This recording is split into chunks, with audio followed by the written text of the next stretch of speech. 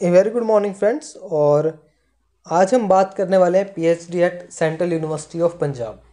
इसमें जनरली हम देखेंगे कि जो आपका फार्मा से रिलेटेड जहाँ पर अप्लाई कर सकते हैं तो वो स्ट्रीम्स कौन सी है, उनमें देखेंगे सीट्स कितनी है। इसके साथ साथ जीपैट गेट एप्लीकेबल है या नहीं है वो सब हम देखेंगे, फ़ीस कितनी है और जो है आपका जो एडमिशन का प्रोसीजर है वो क्या रहेगा, तो हम उसको देखने वाले हैं। सबसे पहले हम जो है सीट्स को देख लेते हैं फटाफट। तो आपकी केमिस्ट्री में आपकी 6 सीटें हैं जहाँ पर आपका फार्मास्यूटिकल साइंसेस से या फार्मास्यूटिकल केमिस्ट्री जो रहता है वो अप्लाई कर सकते हैं।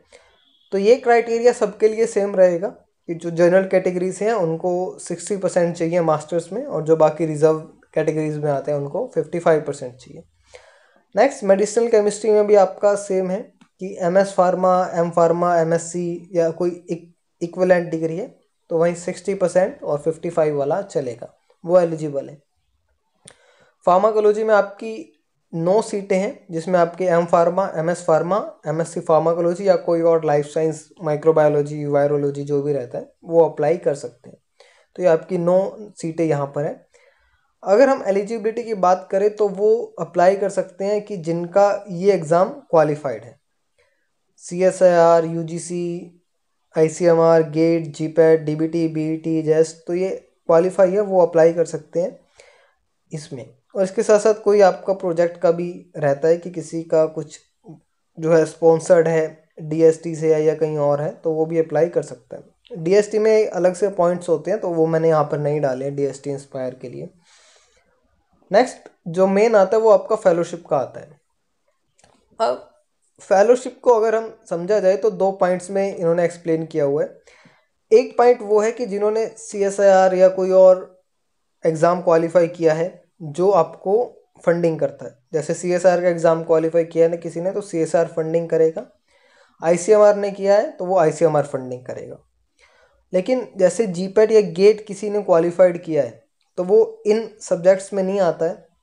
तो जीपैट गेट जिनके पास है तो उसमें आप pharmacology, computer science, science technology हैं, तो ये सारे आपके वो सब्जेक्ट हैं जो CSR में नहीं होता है।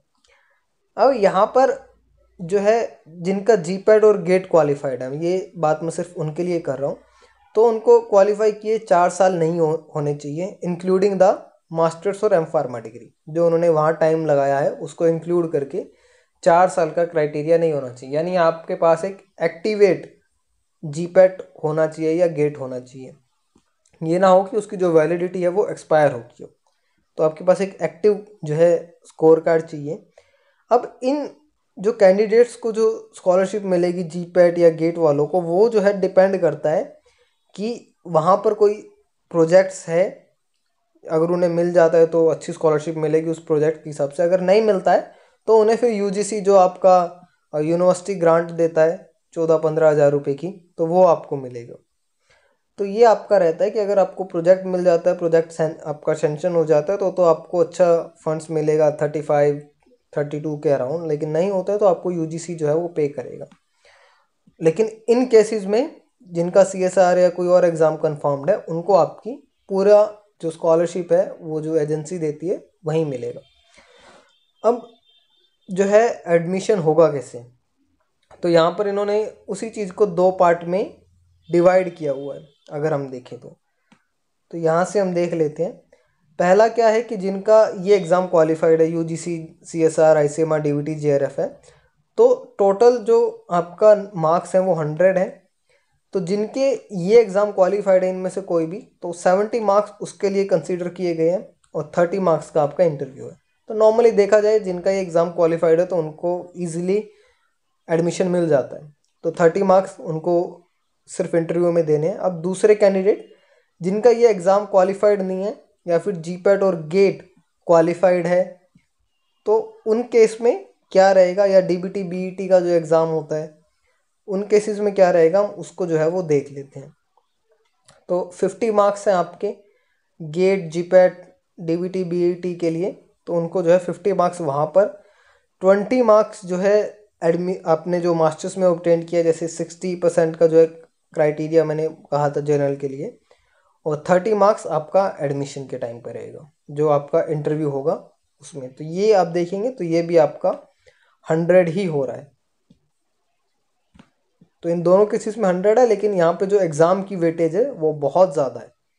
यहाँ एग्ज़ाम की वेटेज आपकी 50 है, फिर आपके मास्टर्स के मार्क्स हैं, यहाँ पर ऐसा कोई मास्टर का क्राइटेरिया नहीं है, और इंटरव्यू आपका 30 मार्क्स का है दोनों केसेस में।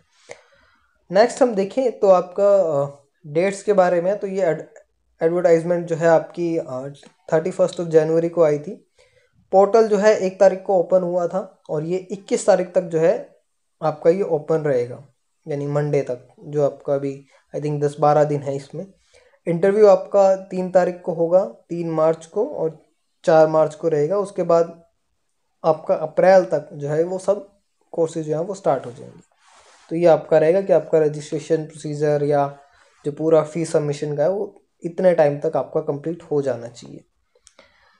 नेक्स्ट अगर हम देखें एप्लीकेशन फ़ीस, तो जनरल ओबीसी के लिए 800 है, SC ST के लिए 400 है, और PWD कैंडिडेट कोई है तो उसको कोई फ़ीस नहीं है यहाँ पर। अब एडमिशन की बात करें PhD की फ़ीस की, तो आपको एडमिशन के टाइम पे 14,000 रुपये जो है वो पे करने हैं, और उसके बाद जो आपके सेमेस्टर चलते हैं उसमें आपको 7,540 रुपीज़, यानी 7,540 रुपये जो है आपको पे करने हैं। वो आपके जो भी आगे सेमेस्टर चलते रहेंगे उस हिसाब से, लेकिन स्टार्टिंग में आपको ये पे करना है 14,000 रुपीज़। तो आई थिंक ऑल ओवर आपका इतना ही था। कुछ हॉस्टल फीस वगैरह है वो आई थिंक इंक्लूड करने लायक नहीं था, so I left it. So this is all about this one. I hope you like the